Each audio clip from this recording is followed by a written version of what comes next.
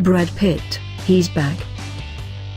Brad Pitt is following suit with Kim Kardashian and returning to his normal life again, in the middle of his divorce from Angelina Jolie.